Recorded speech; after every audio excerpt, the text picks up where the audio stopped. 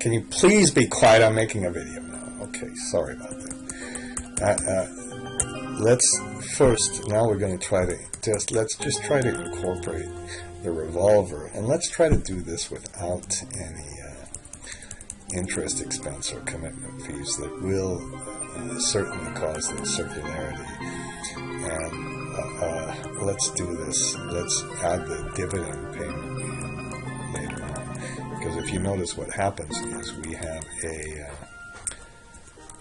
cash balance in the first year that goes all the way down to a minus 58,000 here. So we're going to have to have a revolver that is at least 58,000 plus. On top of that, we want a minimum target balance. So let's get the minimum target first. That's our 10,000. Okay.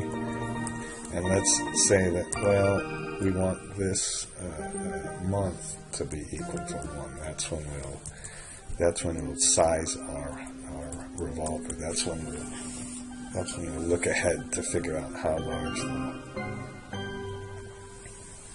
revolver is. So we need to make it, in this simple case without any interest. Actually, it kind of works. We need to make it the minimum of the next year's balance. But we can't use the cash flow, because that will have the revolver itself.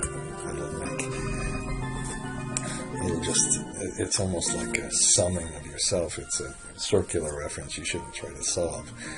So what we do is we will say, if it's if it's this year, if it's true, then we're going to take the opening balance, and then we're going to go down to our cash flow statement and add any cash flow that we have before the revolver. Oh, look at this. I didn't finish formatting this. So it's going to be this cash flow we have down here before any it's actually going to be this one. It's going to be before we have any draws on the revolver.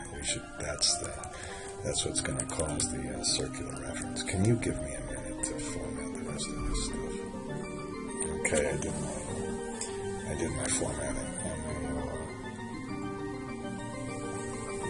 What I'm going to do is, if this is true, then we'll take the minimum of the cash balance we have in the next 12 months. We don't have to do any fancy offset or anything like that.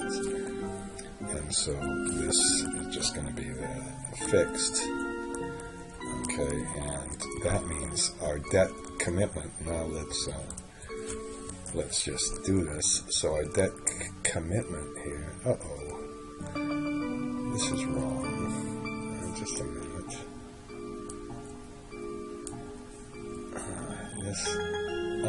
If it's not this, sorry. When we take the last year balance plus, let's add any cash flow we get from this, okay, and so that's our cash balance. So our minimum cash, we need this, and that's right. That's the minimum. So we need 68,000 in our. We need to have at least 68,000 in our as our debt commitment. Okay, so our debt commitment. So if this is true, then our debt commitment right now will be this.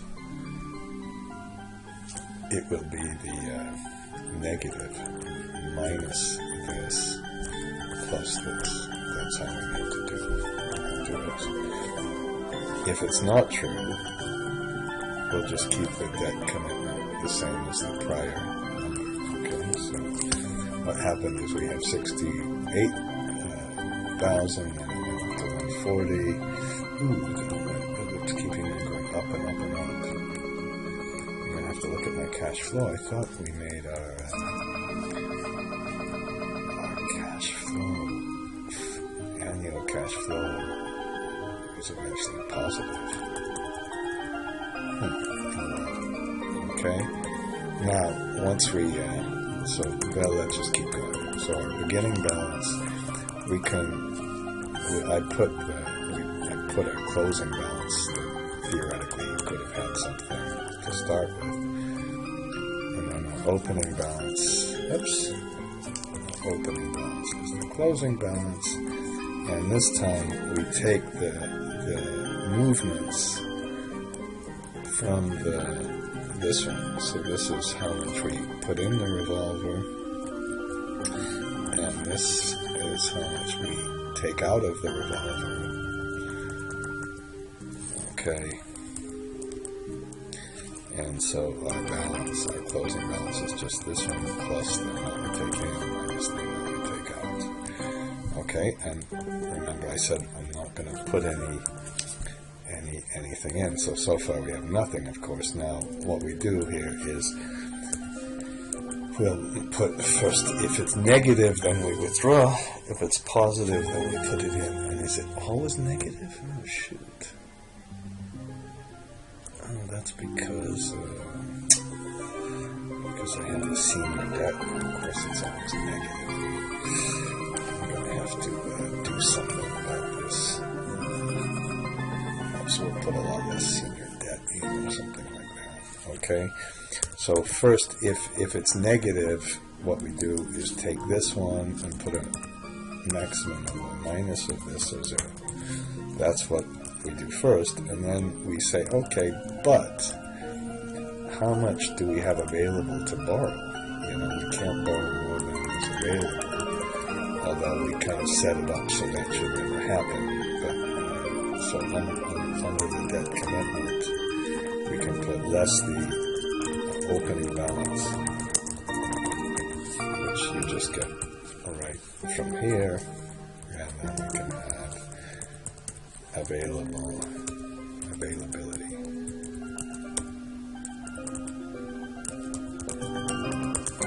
Okay, and how much is this minus this?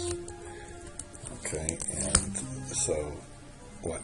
After we've borrowed some money, then we'll have less in, and we could never borrow more than the availability. So even though that probably wouldn't apply because of the way we set it up, I think it's just good kind of, not maybe good practice, but a good thing to show. What the heck. And then when this is positive, so we put a maximum of this number or 0, that's when we pay it back. Okay, and it's like we'll never pay it back, and then we would never pay back more than the opening balance, so we can minimum of this number or the opening balance of the debt. Okay, and let's copy that across. And why didn't we draw any on the revolver? Did I do something bad? Oh no. Okay. So far we go down and down and down, and then we have the closing balance of the revolver going up. And we say that why did the draws get negative? We have no availability.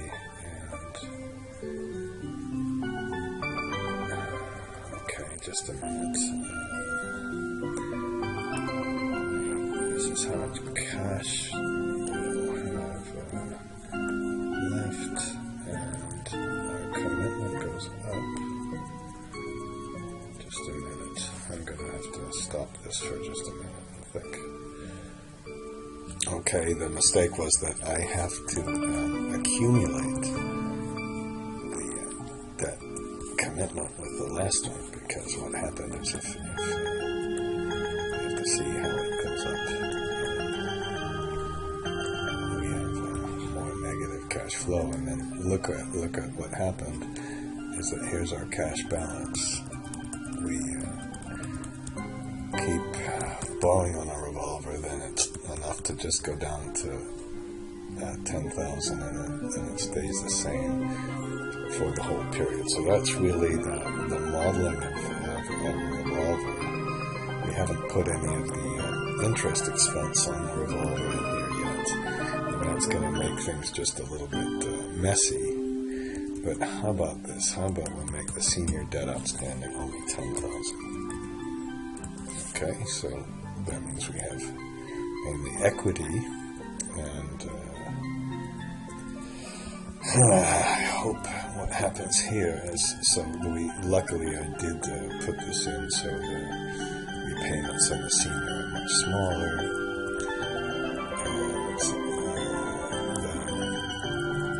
and then what happens is, let's see what happens to our Revolver now. This is a little more interesting. Now we have enough money to pay some of it back, and then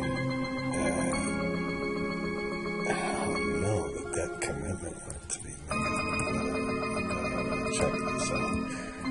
When the debt commitment went to be negative, then that kind of doesn't make any sense really. So just a minute, I'm sure I'll just have to cap that at 0.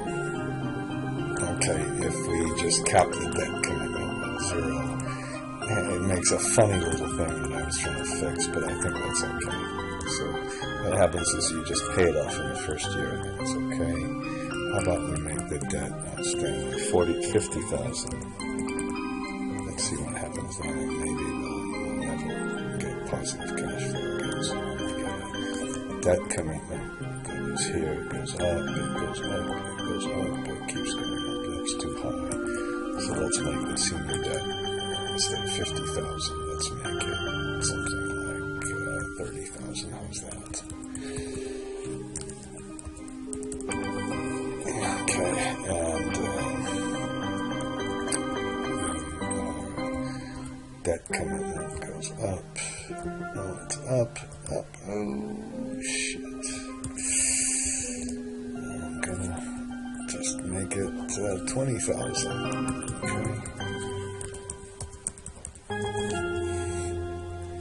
Okay. Okay,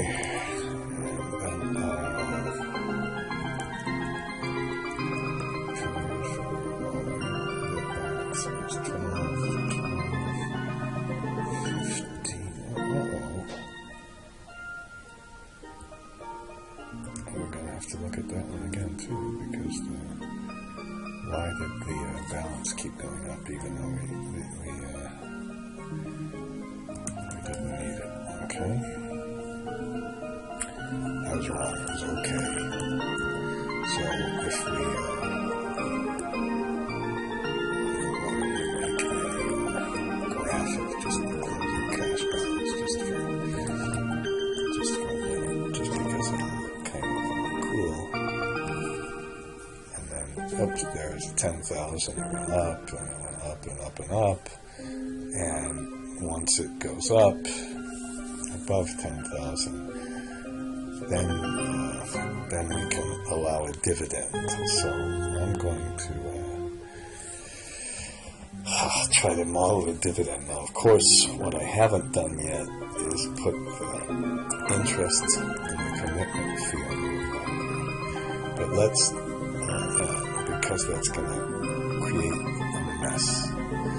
Okay, so what we might want to do is, not sure we want to allow a dividend in this period, but then we can start allowing dividends here after we've paid back all the Revolver and we've got some extra cash flow, and we want to make our dividends just so that we'll have again the minimum cash balance on the dividends. Okay, so let's just first get the idea right. So first thing is to put let's put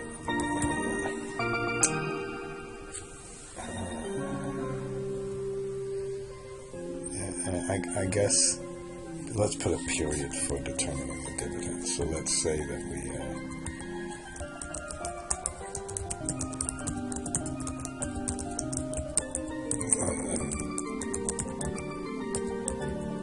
let's make that period the same as the Okay, should control our cash balance before the dividend. So if it's period 1, then we're going to take our opening. Actually, we can take our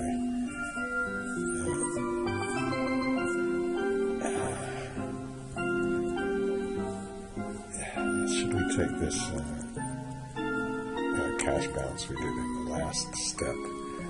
That was the cash balance for the revolving debt, and then we're going to add to that all the flows that we get. So here's the problem. This is before the dividends. So actually, I think we can just, if it's true, then we can just take the opening cash balance. And then we can add the cash flow that goes before the dividend. And if it's not the first period, then we take the last period plus the same cash flow. Okay, what did I do wrong? Okay, I put it, this was supposed to be plus. Okay, and then we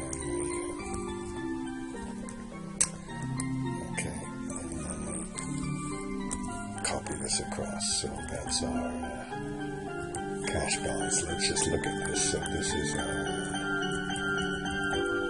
we didn't pay any dividends. Our cash balance goes up. Does that mean we're allowed to pay a dividend? I'm not sure because if we paid a dividend, we really want to take the minimum cash balance. I think we have to do that.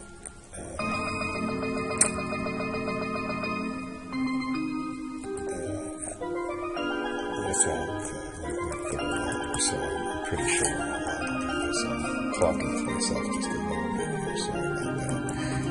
And so let's put the minimum cash balance target in here.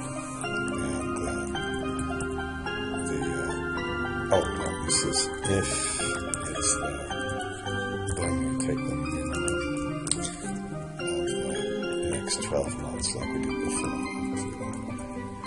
5, 6, 7, 8, 9, 10, 11, 12. Okay. And, okay, so that's the, it looks like it says this is the cash balance. This one we have nothing. We're allowed to pay. This is our forward cash balance. It's going to say we can pay 65 of dividends, and then we can start paying more dividends over here. I'm worried about the first year, but our minimum target balance is going to be, if it's true, then we can take our cash balance, but we have to subtract. I'm sorry. What was the minimum we just did? This was the cash balance before the dividends. Okay, well, I'm just going to use the one above. If it's the period for doing the calculation, then we'll look ahead and we'll take the minimum cash balance we have, then we better subtract our target minimum. So we had 0. That's how we're not allowed to pay any dividends. Whoops, this was supposed to be this, excuse me, let's just do that better. So our annual dividends, if it's this one, then we'll take this amount we have minus the amount we want for minimum. So we get 0. Otherwise, let's just see that. So this case, we're not ever allowed to, even if we have some cash flow, we're not ever allowed to pay it. In this case, in the second case, we have some positive cash. Let's just look at our cash. Our closing cash is positive. There's something wrong. We didn't pay off the revolver, so I'm going to pause just for a minute. Alright, I had to modify this. Sorry about that. I had to say, well, this amount you take is what you do is you start with the closing balance. We have to pay off the closing balance. You have to have enough outstanding to pay this, and then you can subtract the cash balance you have at the beginning. Okay, and when you do this, then we don't get that funny problem of too much cash. The cash just stays down until we get to the end. So, oops, we had a little bit of cash, but that's just temporary. And then we have to wait here, and then we finally pay it back. So that's kind of our revolving credit. And now let's see if I can see what I mess up on the dividends here. So let's look at so our annual dividends. We're not allowed to pay anything.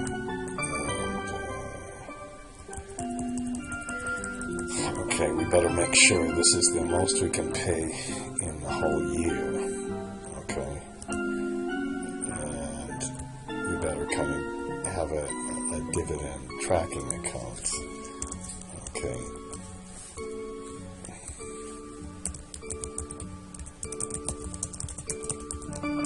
Which is just kind of like the other things. Let's put an opening balance. And then let's add the dividends paid. And then on the annual dividends, let's put less the opening balance and dividends. So this is just, it's almost exactly like this thing, availability. I'll call this availability dividend.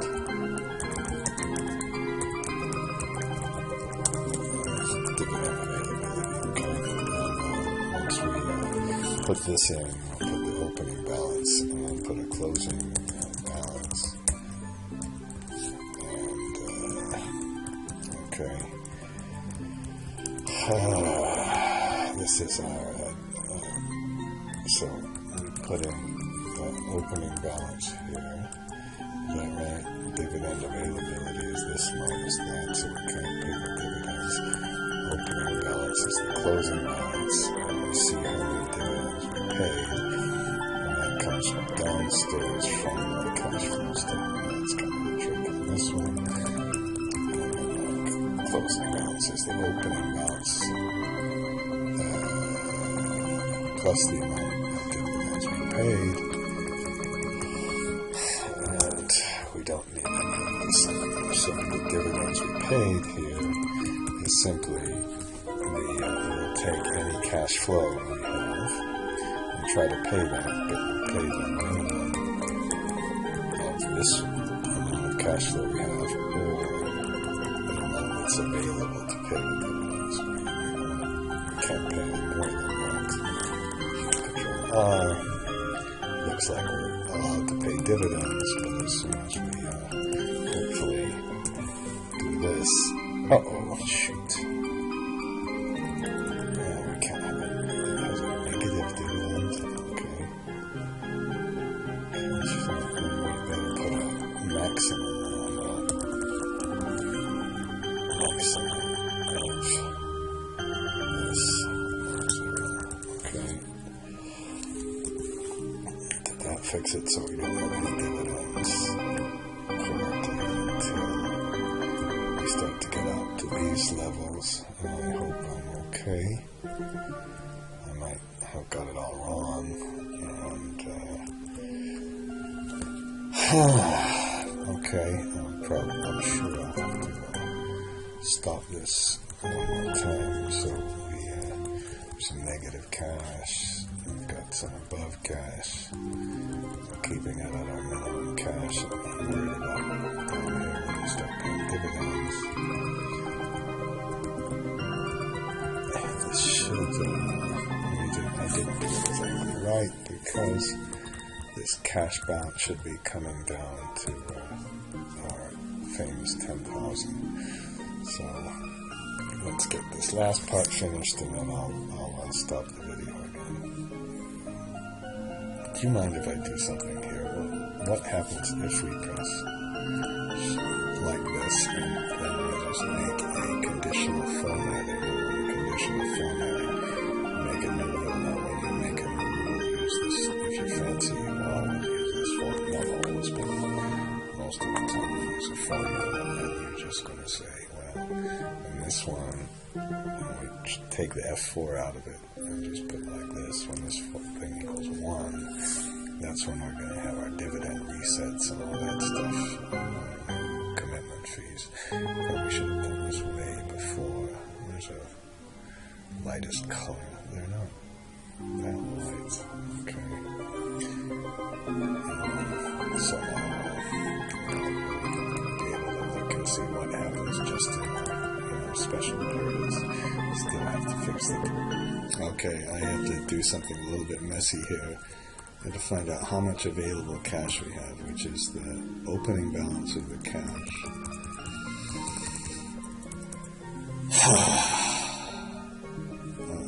Plus any, let's do that first. Plus any cash flow we have before the dividends, minus the target we have. Okay, and then we can, so theoretically we could pay 100 of dividends, but we can only pay that if the outlook for the whole year allows us to do that. So we have dividend availability from our tracking account, and we also have the minimum cash, and then the amount we're allowed to pay in dividends. Let's just make it the minimum of those two things. So this is